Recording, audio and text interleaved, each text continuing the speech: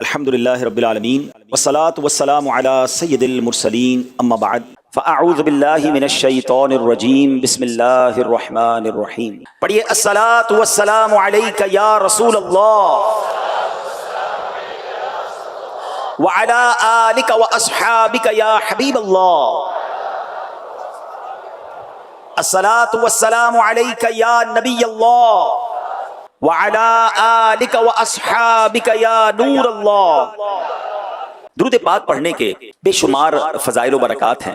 آج میں آپ کو بڑا ہی یوں سمجھیے کہ عشق رسول سے بھرا ہوا اور سبق آموز واقعہ سناؤں گا. دو تین باتیں اس میں ہمیں ایک ہی واقعے میں سیکھنے کو مل جائیں گی. یہ واقعہ ابو عبداللہ الرسا رحمۃ اللہ تعالی نے اپنی کتاب تحفہ میں تحریر فرمایا. ماجرا یہ تھا کہ ایک شخص جو تھا وہ نبی پاک علیہ الصلوۃ والسلام سے بڑی محبت کرتا تھا، عبادت گزار بھی تھا، نیک بھی تھا اور صابر بھی تھا، صبر کرنے والا بھی تھا، غریب بھی تھا. ایک دن رات کو اس کی آنکھ کھلی تو اس نے دیکھا کہ بچے رو رہے ہیں. بچوں سے پوچھا میرے بچوں کیوں رو رہے ہو؟ تو بچوں نے کہا کہ کھانا نہیں کھایا ہے اور ہم بھوکے ہیں اور بھوک کے مارے رو رہے ہیں. یعنی غربت کا یہ عالم تھا کہ وہ رات گھر والوں نے فاقے میں گزاری تھی. مگر عشق رسول کا عالم دیکھیں، اللہ پر بھروسے کا عالم دیکھیں کہ اس نے شکوہ شکایات شروع نہیں کر دی، باہر نکل کر ہاتھ پھیلانا شروع نہیں کیا. اس نے اپنے بچوں سے کہا کہ میرے بچوں ایسا کرتے ہیں، ہم بھوکے ضرور ہیں، آؤ مل کر اپنے آقا و مولا جناب رسول اللہ صلی اللہ علیہ وسلم پر درود پاک پڑھتے ہیں. کیونکہ جب بندہ درود پاک پڑھتا ہے تو اس کی پریشانیاں دور ہو جاتی ہیں، اس کی مشکلیں آسان ہو جاتی ہیں. سوچے کیسا گھر ہوگا جہاں سارے بھوکے ہیں مگر شکوہ نہیں ہے، سب سرکار دو عالم علیہ الصلوۃ والسلام کی بارگاہ میں درود پڑھ رہے ہیں. شاعر کہتے ہیں نا، فریاد امتی جو کرے حال زار میں. پکارے تو صحیح نا، دل سے یاد تو کرے انہیں. فریاد امتی جو کرے حال زار میں، ممکن نہیں کہ خیر بشر کو خبر نہ ہو. واللہ وہ سن لیں گے، فریاد کو پہنچیں گے. اتنا بھی تو ہو کوئی جو آہ کرے دل سے. دل سے پکارا انہوں نے، درود پڑھتے رہے. پڑھتے پڑھتے آنکھ لگ گئی، آنکھیں بد ہوئی مگر قسمت جاگ اٹھی. خواب میں سرکار دو عالم صلی اللہ علیہ وسلم کی زیارت ہوئی اور آقا علیہ الصلوۃ والسلام نے فرمایا کہ فلاں فلاں شخص کے پاس جاؤ، اس کو کہنا کہ جو تمہیں اللہ نے مال دیا ہے اس میں سے میری مدد کرو، اور سنو ہمارے نبی علیہ السلام نے تمہیں سلام کہا اور فرمایا جو تمہارے لیے دعا تھی نا وہ قبول ہو گئی. یہ شخص اٹھا اور اٹھنے کے بعد جب اس نے نام پر غور کیا تو پتہ چلا وہ تو ہمارے علاقے کا بہت مالدار شخص ہے، مگر وہ تو مسلمان نہیں ہے، مجوسی ہے. مجوسی کہتے ہیں آگ کی پوجا کرنے والے کو. کہتے وہ تو آگ کے پجاری ہے، میرے نبی علیہ السلام اس کے پاس کیوں بھیجیں گے اور اپنا سلام بھی دے رہے ہیں. ٹینشن کے ایسا ہو نہیں سکتا، لگتا ہے میں نے صحیح نہیں سنا. پھر سو گیا. اب خواب میں پھر نبی پاک علیہ السلام تشریف لائے، دوبارہ یہی حکم دیا کہ اسی کے پاس جاؤ، میرا سلام بھی دینا، کہنا تمہارے بارے میں دعا قبول ہو گئی ہے اور کہنا اللہ نے جو مال دیا اس میں سے میری مدد کرو. اب اٹھنے کے بعد سوچنے لگا کہ روایتوں میں یہی آتا ہے کہ جس نے سرکار دو عالم علیہ السلام کو خواب میں دیکھا اس نے پیارے آقا ہی کو خواب میں دیکھا. نبی پاک کی شکل میں شیطان نہیں آ سکتا. تو اب یہ چلا گیا اس مجوسی کے پاس. وہ مجوسی اپنے کاروباری لوگوں کے ساتھ بیٹھا تھا، بہت بڑا اس کا محل تھا، بڑا بزنس تھا اس کا. اس نے جا کر کہا کہ مجھے آپ سے بات کرنی ہے، کچھ پیغام دینا. تو کہا کہو. کا نہیں اکیلے میں دینا. وہ اکیلے میں بیٹھ گیا.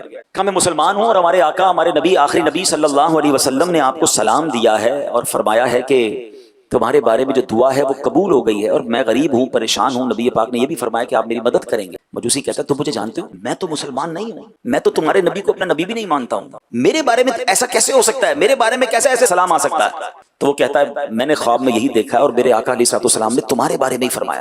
اچھا. وہ مجوسی کہتا ہے پھر چلو میرے ساتھ. ہاتھ پکڑا، اندر کمرے میں لے گئے. کمرے میں جا کر کہتا ہے مجھے کلمہ پڑھاؤ، میں کلمہ پڑھ کر مسلمان ہوتا ہوں. کلمہ پڑھا، اشہد ان لا الہ الا اللہ وحدہ لا شریک لہ واشہد ان محمدا عبدہ ورسولہ. پھر اس نے کیا کیا؟ اپنے بچوں کو بلایا، اپنی بیٹی اور اپنے بیٹے کو بلایا. کہتا ہے دیکھو میں مسلمان ہو گیا ہوں، اگر تم کلمہ پڑھتے ہو تو ٹھیک ہے ورنہ تمہارا میرا رشتہ ختم. بچے کہتے ہیں بابا جان آپ مسلمان ہو گئے تو ٹھیک ہے، پھر ہم بھی مسلمان ہوتے. کلمہ پڑھ کے بچے مسلمان ہو گئے. اب وہ نیچے اترا، کاروباری لوگ بیٹھے تھے، سب کو کہتا ہے سنو میں مسلمان ہو گیا ہوں، تم میں سے جو مسلمان ہوتا ہے اس کا میرا جو بھی لین دین ہے میری طرف سے معاف. اگر مسلمان نہیں ہوتے ہو، اسلام نہیں لاتے تو جو میرے پیسے دینے دے دو، لینے لے لو، آج سے تمہارا میرا کاروبار ختم. اچھا وہ جو بندہ پیغام لایا وہ حیران پریشان، کہتے مجھے تو بتائیں معاملہ کیا ہے، میں تو صرف سلام پہنچایا، آپ بھی مسلمان، بچے بھی ہو گئے، آپ کے دوست بھی مسلمان. اچھا اس وقت اس بڑے مجمع میں بھی کئی لوگوں نے کلمہ پڑھ لیا جو تاجران تھے. وہ کہتا ہے میں تمہیں ماجرا سناتا ہوں، بات کیا ہے؟ کہتا بات یہ ہے کہ جو میرے بیٹا اور بیٹی سے تمہاری ملاقات ہوئی نا، جو بھی مسلمان ہوئے ہیں، ہم مجوسی تھے اور مجوسیوں کے مذہب میں بیٹے اور بیٹی کی شادی یعنی بھائی بہن کی شادی ہو سکتی ہے. میں نے پچھلے ہی ہفتے اپنے بیٹے اور بیٹی کی شادی بڑی دھوم دھام سے کی، پورے شہر کو بلایا، طرح طرح کے کھانے پکائے. جب شادی سے فارغ ہوا اور اپنے کمرے میں لیٹا تو مجھے اپنے گھر کے برابر کے گھر سے رونے کی آواز آئی. میں نے کان لگایا تو بات یہ ہو رہی تھی کہ بچیاں اپنی ماں سے کہہ رہی کہ امی ہم آل رسول ہیں، مسلمانوں کے نبی کی اولاد سے ہیں، ہمارے پڑوسی نے ہمارے ساتھ اچھا نہیں کیا، پورے شہر کو بلایا، ہمیں نہیں بلایا، ہم آج بھوکے ہیں، اس کے گھر میں طرح طرح کے کھانے بنے، اس کے کھانے کی خوشبو ہمیں تنگ کرتی رہی مگر اس نے ہمیں کھانا نہیں بھیجایا، ہمارے پڑوسی نے اچھا نہیں کیا ہمارے ساتھ۔ وہ کہتا ہے میں بے قرار ہو گیا کہ میرے پڑوس میں بچیاں بھوکی ہیں اور میں نے پورے شہر کو کھانا کھلایا، ٹھیک ہے میں مسلمان نہیں مگر یہ مسلمانوں کے نبی کی اولاد سے ہیں۔ اس نے طرح طرح کے کھانے پیک کروائے، کچھ تحفے اور لیے اور ان کے گھر پر پہنچا دیے، پھر آ کر اپنے کمرے پہ بیٹھ گیا اور اب کان لگایا کہ اب کیا بات ہو رہی ہے۔ تو والدہ کہتی دیکھو پڑوسی نے کھانا بھی بھجا دیا ہے، تحفے بھی بھجوائے ہیں، اب چلو کھانا کھا لو۔ تو بیٹیاں کہتی ہیں امی جان ہم کیسے کھانا کھا لیں، یہ تو مسلمان نہیں ہے، غیر مسلم کے گھر سے کھانا ہم کیسے کھا سکتے ہیں۔ تو ایک بہن کہتی ہے باجی کیوں نہ ہم اس پڑوسی کو اچھی اچھی دعائیں دیں۔ اب ان سب بچیوں نے ہاتھ اٹھائے اور دعا کی کہ یا اللہ ہمارے پڑوسی کو ایمان کی دولت نصیب فرما، یا اللہ اگر یہ ایمان لے آئے تو قیامت کے دن ہمارے نانا جان کی سے شفاعت بھی نصیب فرما۔ یہ دعائیں کرتے رہی اور میں سنتا رہا۔ مجوسی کہتا ہے میں سوچتا رہا کہ یہ کیسے ممکن ہے، مگر آج تم یہ پیغام لے کر آئے ہو، تمہارے نبی نے مجھے سلام بھی دیا اور یہ پیغام بھی دیا کہ دعا قبول ہو گئی، تو میں سمجھ گیا ان بچیوں کی دعا لگ گئی ہے۔ اب میں سمجھ گیا کہ اسلام حق ہے، اس لیے میں نے کلمہ پڑھ لیا، میں مسلمان ہو گیا۔ سنو ہمارے یہاں بیٹے بیٹی کی شادی ہوتی ہے مگر اسلام میں نہیں ہوتی ہے۔ اس نے بیٹے اور بیٹی کے درمیان جدائی کر دی اور کہا کہ میں نے 50% اپنی جو وہ تھی جائیداد تھی اپنے بچوں کے نام پہ کی تھی، 50% میرے پاس باقی ہے، اب یہ 50% جائیداد میں تمہارے نام کرتا ہوں، جاؤ اور اپنی زندگی ایش سے گزار۔ اب وہ دیوانہ جس کے گھر میں رات فاقہ تھا اس نے کسی کے آگے ہاتھ نہیں پھیلایا، اس نے پیارے آقا علیہ الصلوۃ والسلام کو یاد کیا، درود پاک کی کثرت کی، اگلے دن وہ امیر و کبیر ہو گیا، اس کی مشکل آسان ہو گئی۔ اور پھر سیکھنے کو کیا ملا کہ آل رسول کی خدمت کی تو اللہ نے اس مجوسی کو ایمان بھی عطا کر دیا، اور سبحان اللہ اللہ کی رحمت سے امید ہے نبی پاک کی شفاعت بھی اسے نصیب ہو جائے گی۔ پیارے اسلامی بھائیوں ہم بھی پریشانیوں میں آ جاتے ہیں، زندگی میں ہمیں بھی مشکلیں آ جاتی ہیں، بعض اوقات پیسوں کی کمی، بعض اوقات کاروبار کی مشکل، بعض اوقات فیملی پرابلم۔ کسی سے بات نہ کیا کریں، کسی کے آگے ہمیں ذکر نہیں کرنا، کچھ چھوٹی چھوٹی باتوں پر لوگوں سے مانگنے نکل پڑتے ہیں، خودداری یہ نہیں ہے۔ اللہ سے دعا کیا کرو کہ یا اللہ ساری زندگی دینے والا بنانا، کبھی مانگنے والا نہ بنانا، اور کبھی نوبت آ جائے نا تو کسی کے آگے ہاتھ نہیں پھیلانا ہے۔ شاعر کہتے ہیں نا کسی کا احسان کیوں اٹھائیں، کسی کو حالات کیوں بتائیں، تمہیں سے مانگے یہ تم ہی دو گے، تمہارے در سے ہی لو لگی ہے۔ زندگی کا یہ اصول بنا، مشکل ہے اللہ کی بارگاہ میں عرض کریں، نبی پاک علیہ الصلوۃ والسلام کی بارگاہ میں فریاد کریں، انشاءاللہ وہاں سے کرم ہوگا، نگاہ رحمت ہوگی۔ ہمارا یہی تو پرابلم ہے، ہم دنیا والوں سے کہتے ہیں اللہ کی بارگاہ میں عرض نہیں کرتے ہیں۔ اور سچی بات بتاؤں، یہ بھی ایک تجربے کی بات آپ کو بتا دیتا ہوں، شاید آپ کو کام آئے۔ دنیا والوں کو جو اپنا درد بتاتے ہیں نا، اپنی مشکل بتاتے ہیں، اپنی پریشانی بتاتے ہیں، سب نہیں مگر اکثر آپ کا پیچھے سے مزے لیتے ہیں۔ ہاں لوگوں سے بات کرتے ہیں، آیا تھا میرے پاس، اس کا یہ پرابلم ہے، مجھ سے مانگنے آیا تھا، دیتے کوئی نہیں ہے مگر پیچھے ہماری درد کی ہنسی اڑاتے ہیں، ہمارے پرابلم کو انجوائے کرتے ہیں، لوگوں کو بتاتے ہیں اس کا یہ پرابلم ہے، اس کا یہ مسئلہ تھا، آیا تھا میرے پاس۔ کیوں بتائیں کسی کو بھائی؟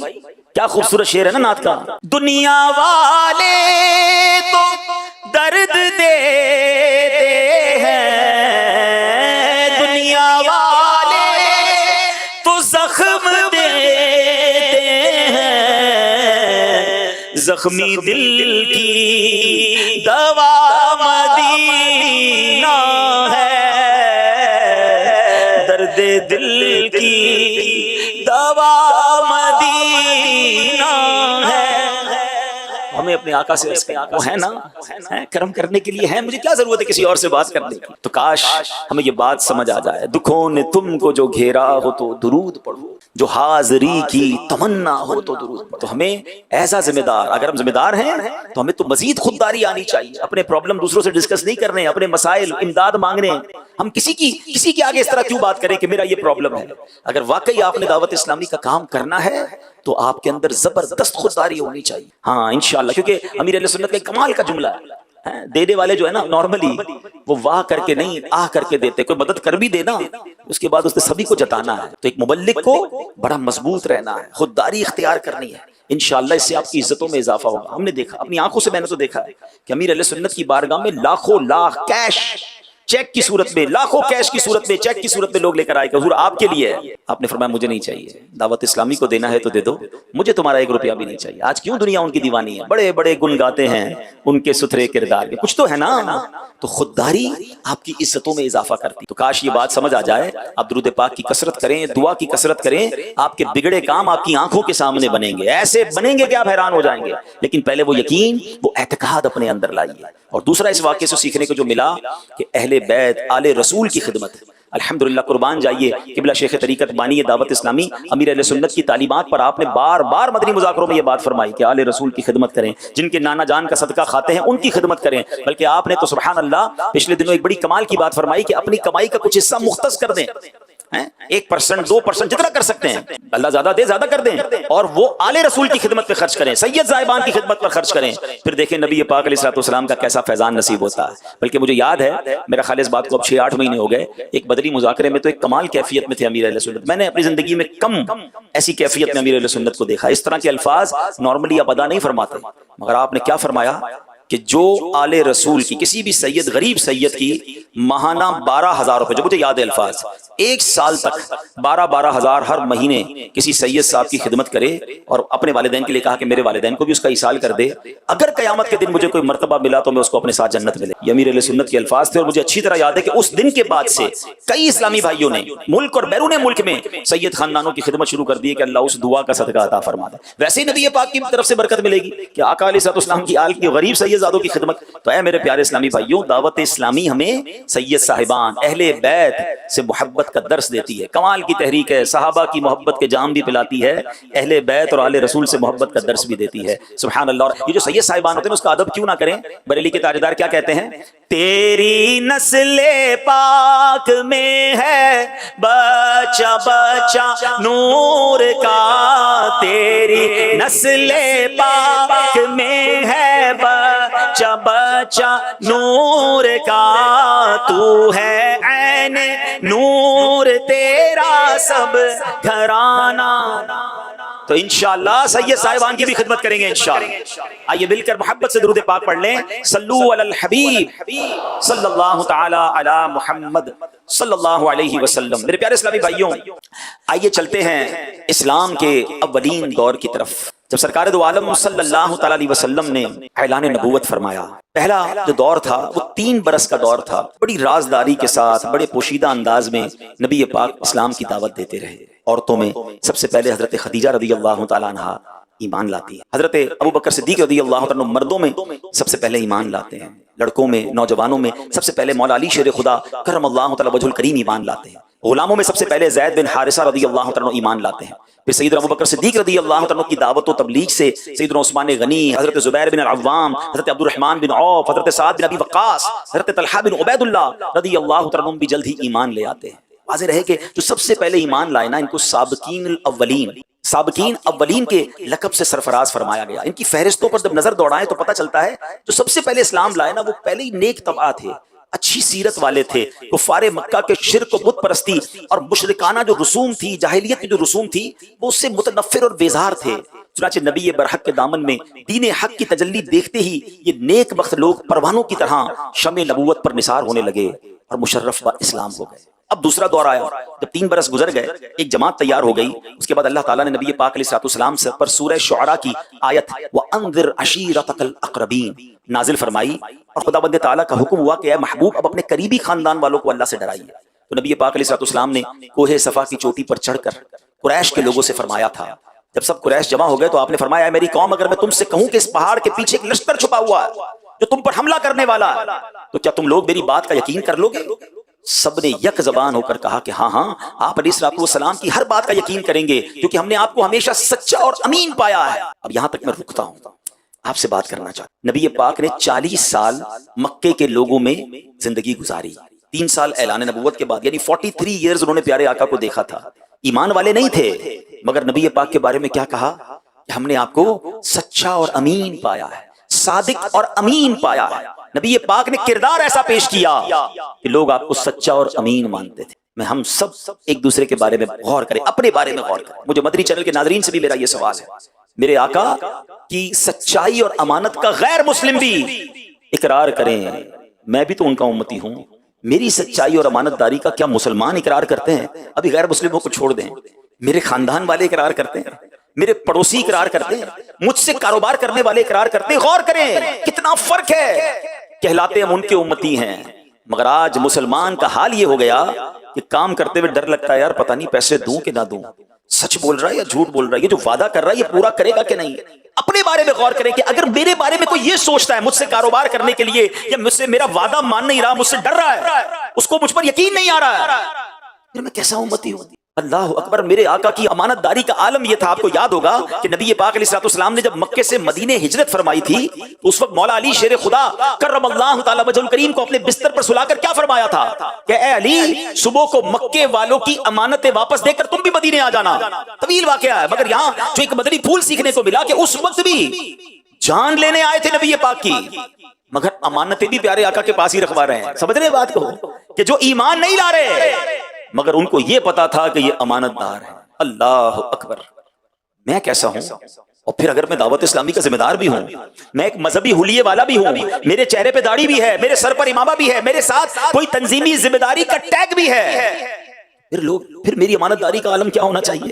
پھر میری سچائی کا عالم کیا ہونا چاہیے؟ غور کیجیے، جس نے یہ مذہبی حلیہ اپنایا نا، اس کی ذمہ داری اور بڑھ جاتی ہے، کیونکہ اس کی غلطی پر لوگ یہ کہتے ہیں کہ دیکھو داڑھی والے نے، امامے والے نے، دین کا نام لینے والے نے کیا کیا۔ آپ صرف اپنے آپ سے ناراض نہیں کرتے کسی کو، پھر لوگ مذہب اور دین اور سنیت سے ناراض ہو سکتے ہیں۔ خدا را میرے پیارے اسلامی بھائی، امین اور صادق نبی کے امتی ہیں تو ہمارے اندر بھی یہ اوصاف ہونے چاہیے۔ مگر ایسے پیارے آقا جب فرما رہے ہیں اپنے ہی خاندان والوں کو، یہ وہ لوگ تھے جو آپ کی سچائی اور امانت داری کا دنیا بھر میں ان کا ڈنکا تھا، اقرار تھا۔ مگر جب یہ پاک نے فرمایا بتاؤ، میں کہوں کہ اس پہاڑ کے پیچھے ایک لشکر ہے، میری بات کا یقین کر لو، کہتے ہیں ہم یقین کر لیں گے، آپ سچے ہیں، امین ہیں۔ اب نبی پاک نے اللہ کی طرف بلایا، آپ نے فرمایا کہ اگر میں تم لوگوں کو عذاب الہی سے ڈرا رہا ہوں، اگر تم لوگ ایمان نہ لاؤ گے تو عذاب الہی اتر پڑے گا، اللہ پر ایمان لے آؤ۔ یہ سن کر خاندان والے، کلوز ریلیٹیوز، وہ نبی پاک سے ناراض ہونے لگے۔ پیارے آقا کا چچا، اب ہوتے بتائیں نا چچا سے کتنا پیار ہوتا ہے، کتنا کلوزنس ہوتی ہے۔ ابو لہب چچا تھا، سخت ناراض ہو گیا، آل فال بکنے لگا اور سب لوگ چلے گئے، نبی پاک کی شان میں گستاخیاں کی، بات نہ مانی۔ اور اب وہ تیسرا دور آیا جب اللہ نے ارشاد فرمایا فاصدع بما تؤمر۔ اب یہ جب آیت نازل ہو گئی کہ فرمایا اے نبی، آپ کو جو حکم دیا گیا اب علی اعلان، اعلان فرمائیے، ایک گریجولی، یعنی پہلے خاموشی کے ساتھ، پھر اپنے قریبی خاندان والوں کو۔ تیسرا دور کیا تھا کہ اب اللہ کی طرف بلائیے، علی اعلان۔ اللہ اکبر، اب نبی پاک علی اعلان اللہ کی طرف بلانے لگے، شرک کے خلاف بات کی، بت پرستی کے خلاف بات کی، معبود لانے باطلا جھوٹے خداؤں کے خلاف بات کی، اللہ کی طرف بلایا، آخرت سے ڈرایا۔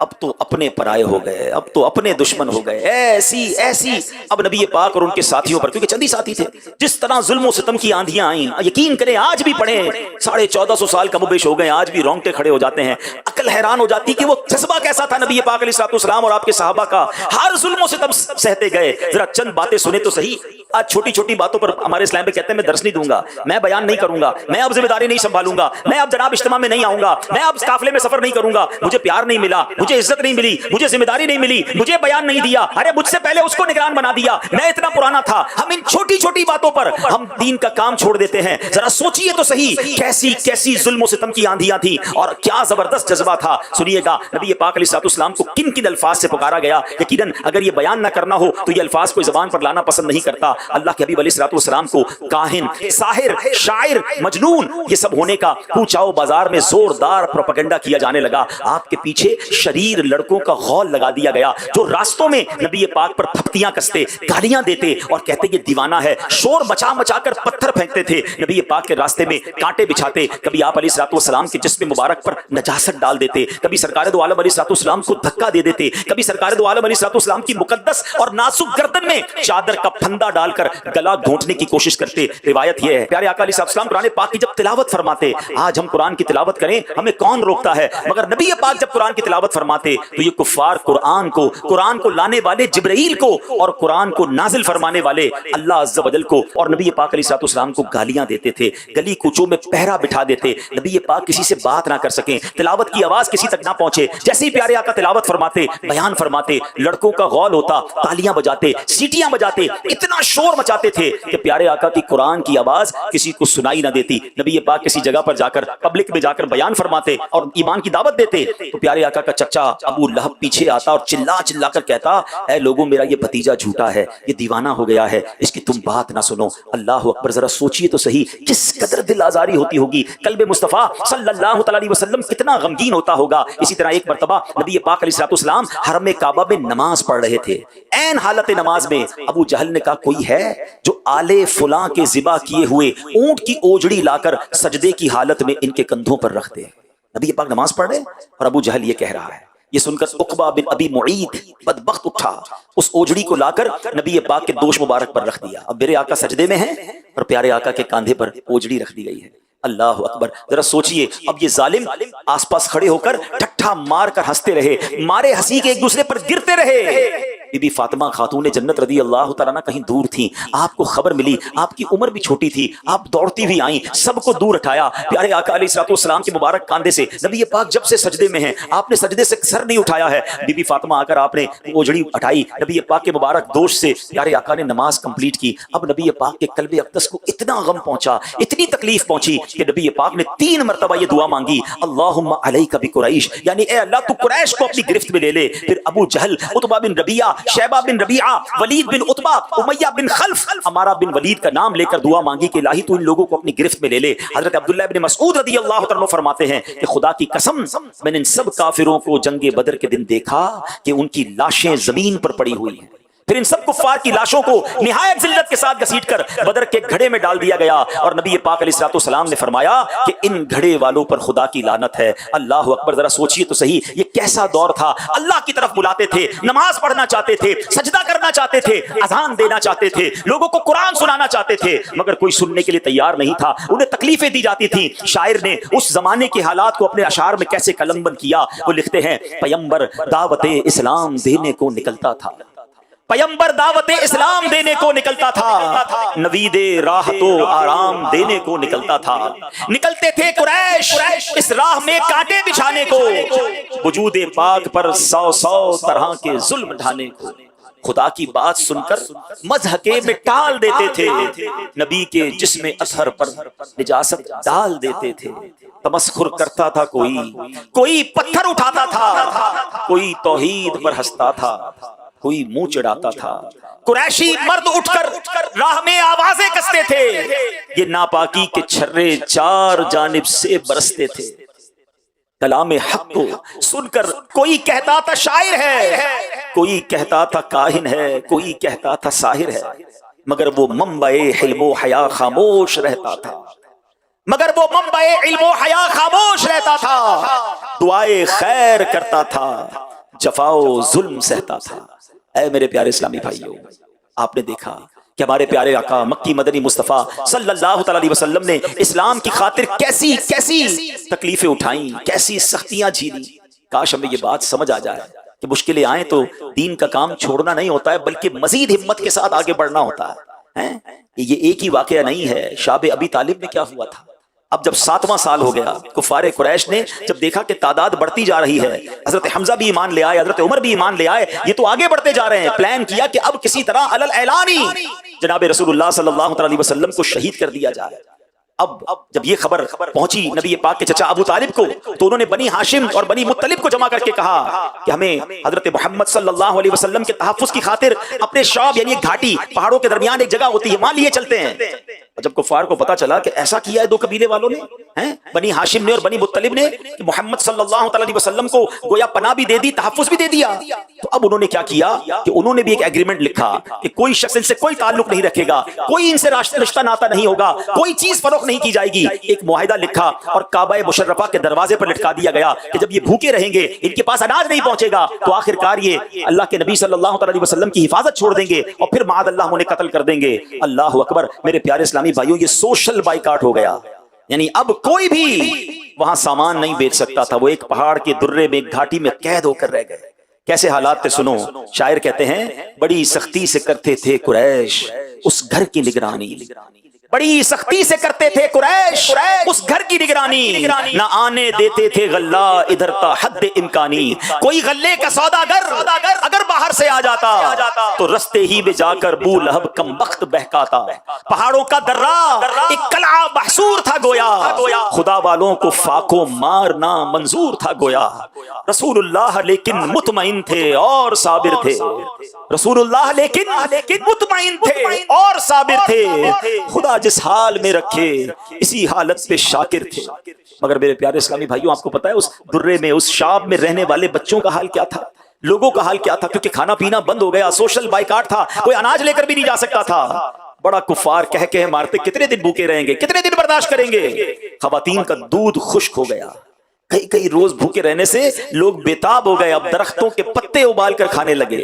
حضرت سیدنا سعد بن ابی وقاص کا خود بیان ہے، ایک رات مجھے کھانے کو کچھ نہیں ملا تو چمڑے کا ایک ٹکڑا ملا، میں نے اسے پانی سے دھویا، آگ پر بھونا، کوٹ کر پانی میں گھولا اور ستو کی طرح پی کر میں نے اپنے پیٹ کی آگ بجھائی۔ شاعر کہتے ہیں وہ بھوکی بچیوں کا روٹ کر فی الفور من جانا، خدا کا نام سن کر صبر کی تصویر بن جانا، تڑپنا بھوک سے کچھ روز آخر جان کھو دینا، وہ ماؤں کا فلک کو دیکھ کر چپ چاپ رو دینا، رضا و صبر سے دن کٹ گئے ان نیک بختوں کے کہ کھانے کے لیے ملتے رہے پتے درختوں کے، گزارے 3 سال اس رنگ سے ایمان والوں۔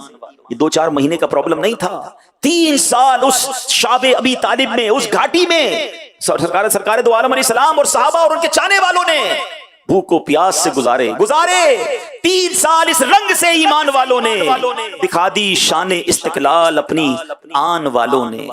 اب جان کیسے چھوٹی؟ اللہ نے اپنے حبیب علیہ السلام کو خبر دے دی کہ وہ جو معاہدہ کعبے کی دیوار پہ ہے نا، اس کو دیمک نے چاٹ لیا ہے، اب وہ لکھا ہوا باقی نہیں ہے۔ یہ خبر نبی پاک نے ابو طالب کو دی، انہوں نے کفار مکہ کو بلایا، کہا دیکھو مجھے میرے بھتیجے نے بتایا ہے کہ اللہ نے اس کی طرف سے وہی بھیجی ہے کہ تمہارا معاہدہ ختم ہو چکا ہے، اس پہ اب لکھا ہوا کچھ باقی نہیں ہے، جا کر معاہدہ دیکھ لو، اگر لکھا ہوا باقی ہوا میں اپنے بھتیجا کو تمہارے حوالے کر دوں گا، اور اگر ایسا نہیں تو پھر تم ہماری جو پرابلم ہے، جو محاصرہ ہے، اس کو ختم کرو۔ اور یہ بات طے پائی گئی۔ اب جب کعبے کی دیوار پر جا کر معاہدہ دیکھا گیا تو غیب کی خبر دینے والے آقا کی خبر سچی ثابت ہوئی، اس معاہدے پر اب لکھائی باقی نہیں تھی، اس معاہدے کو پھاڑ دیا گیا اور مسلمانوں کو اس درے سے آزادی نصیب ہوئی۔ مگر اے میرے پیارے اسلامی بھائیوں، مصیبت پھر بھی ختم نہیں، یہ معاملے بڑھتے ہی جا رہے تھے۔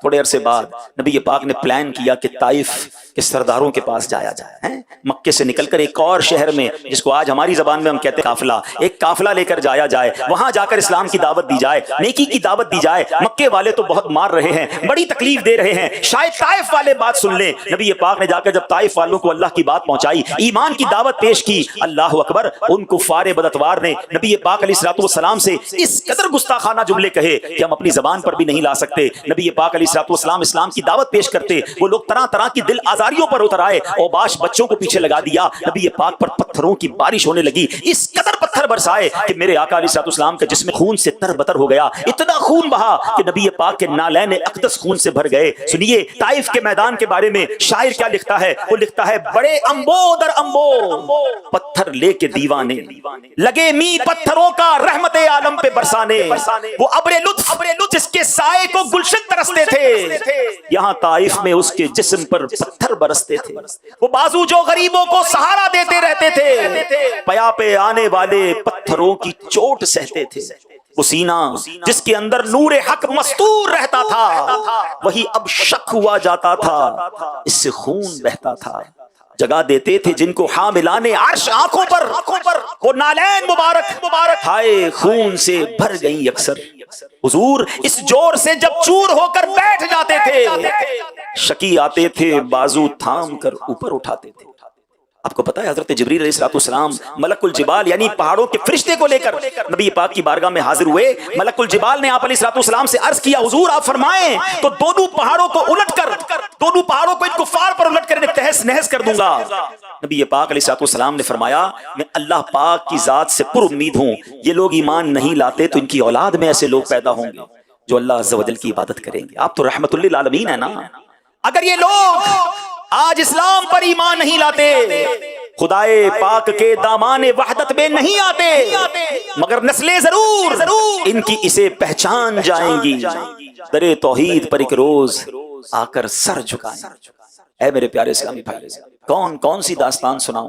حضرت بلال کا مکے کی تپتی ریت پر لیٹنا سناؤں، یا حضرت خباب کا جلتے ہوئے کوئلوں پر لٹانا سناؤں کہ آپ کے کمر سے چربی پگلتی ہے اور کوئلے بجھ جایا کرتے ہیں؟ اور حضرت عمر جب وہ پیٹھ دیکھتے ہیں تو آنسو بہاتے ہیں کہ اے خباب، وہ پیٹھ دکھاؤ جو اسلام کی خاطر جلائی گئی۔ حضرت سمیہ کی شہادت کا واقعہ سناؤں یا آل یاسر پر ہونے والے مظالم کی داستان سناؤں؟ سیدنا ابو بکر صدیق کو کس قدر مارا گیا وہ آپ کے سامنے بتاؤں، یا صحابہ اکرام کو چٹائیوں میں لپیٹ کر آگ کی دھونی دے کر بے ہوش کر دینے والے واقعات سناؤں؟ کسی کو تو ڈبکیاں دی جاتی ہیں کہ کہو اللہ کا انکار کر دو، اس کا سانس گھٹ جاتا، مرنے کے لیے تو تیار ہو جاتے مگر رب کا انکار نہ کرتے تھے۔ بتائیے تو صحیح، ہمارے لیے کتنی آسانیاں ہیں، ہم پنکھوں کے نیچے بیٹھے ہیں، کئی جگہوں پر تو ایئر کنڈیشن چلتا ہے، مگر ہم پھر بھی دین کی خدمت کے لیے وقت نہیں نکال پاتے۔ ہم تو کتنے خوش نصیب ہیں، بیٹھے بٹھائے مسلمان بن گئے ہیں، ماں باپ مسلمان تو مسلمان گھرانے میں پیدا ہوئے۔ میں آپ کو صرف آج کا ایک واقعہ سناتا ہوں، ابھی تھوڑی دیر پہلے کا واقعہ ہے۔ کتنا آسان ہے میرے اور آپ کے لیے کلمہ پڑھنا۔ مجھے کچھ عرصہ پہلے ایک نوجوان سے رابطہ ہوا، اس نے بتایا کہ میں مسلمان نہیں ہوں، مجھے مسلمان ہونا ہے۔ الحمدللہ اس نے بھی کلمہ پڑھا، اس کے گھر والے بھی مسلمان ہو گئے۔ دعوت اسلامی کے شعبہ FGRF نے ان کی کچھ ہیلپ بھی کی، مگر کل مدنی مذاکرے کے دوران مجھے میسج آتا ہے کہ میں ایک ایسی کیفیت میں آ گیا ہوں کہ میں پھر سے غیر مسلم ہو گیا ہوں۔ میرے تو پیروں تلے زمین نکل گئی۔ پھر رابطہ کیا اس سے، اس کی پرابلم سنی، پتہ چلا کہ اس کو اس کے گھر والوں نے مارا، اتنا مارا، کہتا ہے میری جان کا خطرہ ہے۔ پھر اس نے کچھ کوشش ہماری اسلامی بھائیوں نے کی، وہ مسلمان ہو گئے۔ تھوڑی دیر پہلے بیان کے لیے میں بیٹھا تو اس کا میسج آیا، الحمدللہ میری زوجہ بھی مسلمان ہو گئی، لیکن اب بھی ہماری جان کو خطرہ ہے، بہت مشکل ہے ہمارے لیے، اپنے ایمان کا اظہار نہیں کر پائیں گے۔ یہ تو ایک واقعہ ہے اور ہمارے وطن پاکستان کا واقعہ ہے، ٹھیک ہے، ہم اس کی کیا ہیلپ کر سکیں گے اس پر غور کریں گے، لیکن میں جو سمجھانا چاہ رہا ہوں، میں اس کی تفصیل زیادہ آن ایئر نہیں بتا سکتا، مگر میں آپ کو جو بتانا چاہ رہا ہوں کہ کتنا آسان ہے میرے اور آپ کے لیے۔ کیا اسلام قبول کرنے کے لیے میں نے آپ نے مار کھائی؟ مجھے کلمہ پڑھنے کے لیے کس نے مارا؟ اللہ کا نام لینے کے لیے مجھے کس نے روکا؟ آج اذان ہماری گلیوں میں، ہماری مسجدیں بنی ہوئی، ہمیں آواز آتی ہے۔ اس زمانے میں اذان دینے پہ مار پڑتی تھی، قرآن پڑھنے پر مار پڑتی تھی، سجدے میں جاتے تھے تو لوگ مارتے تھے، کعبہ سامنے تھا طواف نہیں کر سکتے تھے۔ اور آج ہم ہیں کہ مسجدیں ہمارے لیے دروازے کھلے ہیں، ٹھنڈے پانی کے کولر لگے ہوئے ہیں، ویلکم کرنے کے لیے لوگ تیار ہیں، مگر مسجدیں ویران ہیں۔ کب جاگیں گے؟ ہمیں تکلیف کیوں نہیں ہوتی ہے مسلمانوں کو گناہوں کی طرف جاتے دیکھ کر؟ ہمیں پتا ہے ہمارے کالج یونیورسٹی میں کیا حالات ہیں، وہاں کس قدر تباہی بچی ہوئی ہے، آج کا نوجوان کس طرح اسلام کے بارے میں تذبذب کا شکار ہے۔ میں آپ کو پچھلے کچھ دنوں پرانی بات میں پرسوں شکارپور گیا تھا، ایک اسٹوڈنٹ سے میری ملاقات اب ہوئی تو الحمدللہ بڑی خوشی ہوئی، مگر اس سے کچھ مہینوں پہلے جب میں شکارپور گیا تو اس اسٹوڈنٹ سے میری ملاقات ہوئی تھی، وہ مجھے پہچان گیا، میرے پاس آیا، مجھے آ کے کہتا ہے میں دعوت اسلامی کے کچھ بیانات سنتا ہوں، مگر جب سے میں اس یونیورسٹی میں آیا ہوں اب مجھے عجیب عجیب وسوسے آ رہے ہیں، اسلام کے بارے میں وسوسے آ رہے ہیں، اللہ کے بارے میں وسوسے آ رہے ہیں۔ اور کہتا ہے ابھی بھائی آپ کو یونیورسٹی کی حالات ہی نہیں پتا، کیا کیا باتیں ہو رہی ہیں اسٹوڈنٹ کے درمیان، ہمارے وطن پاکستان کی یونیورسٹی کی بات کر رہا ہوں میں آپ کو۔ اللہ کا شکر ہوا، میں نے دعوت اسلامی کے ایک ذمہ دار کو بلایا، ان کو کنیکٹ کیا، کچھ میں بھی ان سے رابطے میں رہا، الحمدللہ ابھی میں شکارپور گیا، فیضان مدینہ میں وہ اجتماع میں آیا اور 12 دن کے مدنی قافلے میں بھی سفر کے لیے تیار ہو گیا۔ لیکن ایک اسلامی بھائی پر نا ایسے کتنے ہزاروں ہمارے اسلامی بھائی اسلامی بہنیں ہوں گی جو دین سے ہی اب جناب کنفیوز پھر رہے ہیں اور ہم اپنی موج میں ہیں۔ ہمیں تو بہت کام کرنا ہے، کہتے ہیں نا کہ جتنی تیزی سے سیلاب آتا ہے اتنا خطرناک، اتنا مضبوط بند باندھنا پڑے گا، اتنا زیادہ ہمیں کوشش کرنی پڑے گی۔ اب گناہوں کا سیلاب تو تھا ہی، اب تو لا دینیت کا سیلاب ہے، اب تو معاذ اللہ اسلام کے خلاف سازشیں ہو رہی ہیں، ہماری جو جڑ بنیاد ہے اس پر حملے ہو رہے ہیں، ختم نبوت جیسے عقیدے کو متزلزل کرنے کی کوشش کی جا رہی ہے۔ اللہ سلامت رکھے ہمارے پیر و مرشد کو کہ جب ایسے فتنے آتے ہیں تو دعوت اسلامی اس کے سامنے ایک سیسا پلائی ہوئی دیوار بنتی ہے۔ ٹھیک ہے، دعوت اسلامی کا ایک اپنا طریقہ ہے، اس کا ایک اپنا انداز ہے، ایک اپنی حکمت عملی ہے، ہر بات کا جواب ضروری نہیں ہوتا کہ ایک ہی انداز سے دیا جائے۔ اللہ اکبر، جب صحابہ کرام کے بارے میں عجیب و غریب باتیں پھیلانا شروع کر دی، پیر و مرشد نے، امیر اہل سنت نے کیا کمال کا ایک نعرہ دے دیا کہ اگر وہ نعرہ ہی بچے کی زبان پر چلا جائے تو ان کے ذہنوں سے، آنے والی نسلوں کے ذہنوں سے تصور نکل جائے گا کہ کبھی کسی صحابی کے بارے میں کوئی مائنس بات سنی نہیں جا سکتی۔ کیسا نعرہ دیا؟ ہر صحابی نبی، ہر صحابی نبی، بس یہ آخری کہتا نا فائنل کر دیا کہ ہر جو بھی نبی پاک کا صحابی ہے وہ ہمارے سر کا تاج ہے۔ ارے وہ کتنی مشہور حدیث پاک ہے، الصحابی کالنجوم فبأیہم اقتدیتم اہتدیتم، میرے صحابہ ستاروں کی مانند ہیں، ان میں سے جن کی بھی اقتدا کرو گے تمہارا بیڑا پار ہو جائے گا, تم ہدایت پا جاؤ گے. تو کیسے صحابہ کے بارے میں ہم سوچ سکتے ہیں؟ صحابہ سے پیار, اہل بیت سے پیار, اور انشاءاللہ اپنا بیڑا پار ہے. اچھا پھر جناب ختم نبوت پر بات کریں. عقیدہ ختم نبوت پر سازشیں ہونا شروع ہوئیں, عجیب عجیب باتیں کرنا لوگ شروع ہو گئے. سبحان اللہ, دعوت اسلامی نے ہر سال الحمدللہ یوم تحفظ عقیدہ ختم نبوت تو منایا جاتا ہے, لیکن اس کے ساتھ ایک بڑی حکمت عملی کے ساتھ بڑا پیارا نعرہ دیا, اور یہ نعرہ بھی آج دعوت اسلامی کے مدرسوں میں, دعوت اسلامی کے اسکولوں میں, اور اب مدنی چینل کے ذریعے دنیا بھر کے بچے کی زبان پر جاری ہے. آپ بھی اپنے گھر میں اپنے بچوں کو یہ نعرہ سکھائیں اور بار بار لگائیں, تاکہ کہتے نا ہماری گٹی میں یہ بات شامل ہو جائے, محمد مصطفیٰ, محمد مصطفیٰ سب سے, عقیدہ سب صحابہ کا, عقیدہ اہل بیت کا, عقیدہ ہے عطار کا, سب سے آخری نبی. تو یہ وہ کام ہے دعوت اسلامی کے, اور یہ تمام باتیں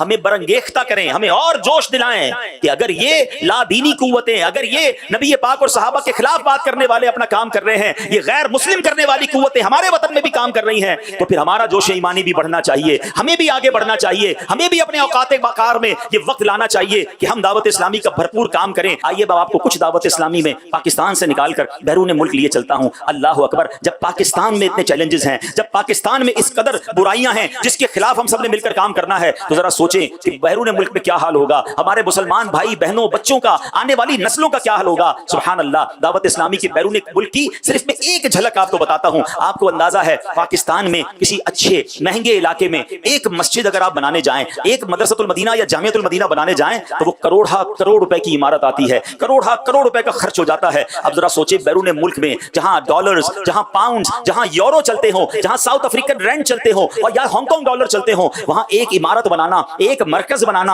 اور اس کو پھر چلانا, اس کے اخراجات اور اس کے لیے کتنی ریسورسز کی ضرورت ہوگی, کتنے افراد کی حاجت ہوگی. دعوت اسلامی کی ڈائیورسٹی, دعوت اسلامی کی صرف اسٹرینتھ کو سمجھیے گا. جیسے میں نے بیان کے شروع میں کہا تھا, ایک شہر کراچی کے صرف ذمہ داران اتنے ہیں کہ جدھر تک نگاہ جا رہی ہے عاشقان رسول موجود ہیں, تو پاکستان بھر کے ذمہ داران کی تعداد کیا ہوگی. اور میں نے شروع میں کہا کہ یہ سارے کراچی کے ذمہ داران نہیں, جتنے آ سکے وہ آئے ہوں گے. آؤ میں آپ کو بتاؤں بیرون ملک میں دعوت اسلامی کے مراکز اور سینٹرز کتنے ہیں, سنتے جائیے اور باواز بلند سبحان اللہ بھی کہتے جائیے. صرف بنگلہ دیش کے اندر دعوت اسلامی کے 129 مراکز موجود ہیں, یو کے اندر دعوت اسلامی کے 103 مراکز موجود ہیں, ساؤتھ افریقہ کے اندر دعوت اسلامی کے 43 اسلامک سینٹرز موجود ہیں, موزمبک افریقہ کا ملک ہے جہاں 31 مراکز موجود ہیں, اسپین یورپ کے اندر ایک ہی ملک کے اندر 25 دعوت اسلامی کے مراکز موجود ہیں, اٹلی یورپ کا ملک ہے وہاں 20 مراکز ہیں, گریس ایک اور یورپ کا ملک ہے وہاں 17 دعوت اسلامی کے مراکز ہیں, یونائٹڈ اسٹیٹس آف امریکہ امریکہ کے اندر دعوت اسلامی کے 16 مراکز ہیں, ہانگ کانگ جو ایک شہر بھی ہے وہی ایک ملک ہے وہاں دعوت اسلامی کے 10 مراکز موجود ہیں, نائجیریا چلتے ہیں افریقی ملک میں 5 سینٹرز موجود ہیں, آسٹریلیا کے اندر دعوت اسلامی کے 6 مراکز موجود ہیں, انڈونیشیا چلیں دعوت اسلامی کے 10 اسلامک سینٹرز موجود ہیں, ملاوی افریقہ کا ملک ہے 14 اسلامک سینٹرز موجود ہیں, کینیڈا کے اندر دعوت اسلامی کے 7 مراکز ہیں, ساؤتھ کوریا میں دعوت اسلامی کے 17 مراکز موجود ہیں, یوگینڈا میں دعوت اسلامی کے 7 مراکز ہیں, ترکیہ میں دعوت اسلامی کے الحمدللہ 5 مراکز موجود ہیں, تنزانیہ میں 5 مراکز, افریقہ کے ملک کینیا میں 10 مراکز, سری لنکا میں 8 مراکز ہیں, اور نیپال کے اندر دعوت اسلامی کے 17 اسلامک سینٹرز موجود ہیں. آپ اندازہ کریں یہ سینکڑوں ہزاروں مراکز ملک اور بیرون ملک میں بنا دینا اور اس کو چلانا. اب جناب دعوت اسلامی کا یہ دعویٰ ہے کہ دنیا کے 150 سے زائد ملکوں میں دعوت اسلامی کا میسج اور پیغام پہنچ چکا. آپ کو معلوم ہے صرف آئی ٹی کے ذریعے, ایک بار میں آئی ٹی مجلس کی پریزنٹیشن میں موجود تھا, پتہ نہیں ہمارے ذمہ داران دعوت اسلامی کی ویب سائٹ کو وزٹ کرتے بھی ہیں کہ نہیں, دعوت اسلامی .net بار بار وزٹ کیا کریں, یہ most active religious website ہے. آپ کو ہر موسم میں جو بھی آپ کا موضوع چل رہا ہے اس کی کتابیں چاہیے, لٹریچر چاہیے, ویڈیو چاہیے, بیان چاہیے, کون سی زبان میں چاہیے, وہ دعوت اسلامی .net ویب سائٹ سے آپ کو مل جائے گا, اور سارے سافٹ ویئر کے لنکس مل جائیں گے, شعبہ جات کی معلومات مل جائیں گی. میں بیٹھا تھا آئی ٹی مجلس والوں کے ساتھ, انہوں نے بتایا کہ ہر مہینے دعوت اسلامی کی اس ویب سائٹ پر ایوریج بتاؤں تو 180 سے لے کر 190 کے قریب ممالک کے اسلامی بھائی دعوت اسلامی کی ویب سائٹ کو وزٹ کرتے ہیں. آپ سوچئے یہ ہے آپ کی دعوت اسلامی, صرف آئی ٹی کے ذریعے پیغام کہاں کہاں پہنچ رہا ہے. اچھا جناب ایک اور طریقہ بتاتا ہوں کہ دعوت اسلامی دنیا کے کتنے ملکوں میں پہنچی ہے. ہم چلتے ہیں ذرا فیضان آن لائن اکیڈمی کی طرف. ٹھیک ہے, دعوت اسلامی نے 14,000 کے قریب مراکز ملک میں بیرون ملک میں بنا دیے. یہ وہ مدارس ہیں جہاں بچے اور بچیاں آ کر پڑھ سکتے ہیں. اس میں جامعۃ المدینہ بھی ہیں, اس میں مدرسۃ المدینہ بھی ہیں. اگر میں ان دونوں کی تعداد ملاؤں تو 5 لاکھ کے قریب بچے اور بچیاں بغیر کسی فیس کے قرآن پاک بھی پڑھ رہے ہیں, درس نظامی بھی کر رہے ہیں.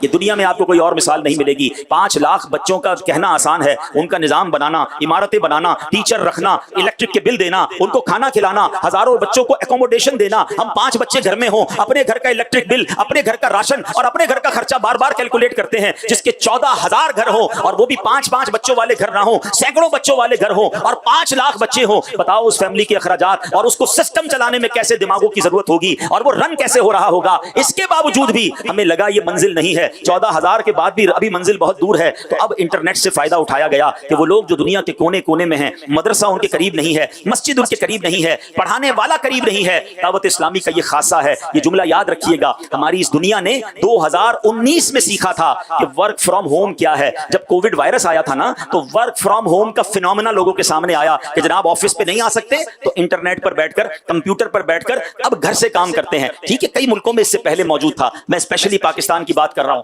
لیکن اللہ کی رحمت سے ماڈرن ٹولز کو صحیح طریقے سے اور بر وقت استعمال کرنے والی تحریک دعوت اسلامی ہے۔ 2019 میں ہم لوگوں نے ورک فرام ہوم سنا تھا، دعوت اسلامی نے 2012 میں فیضان آن لائن اکیڈمی کا قیام عمل میں لا چکی تھی۔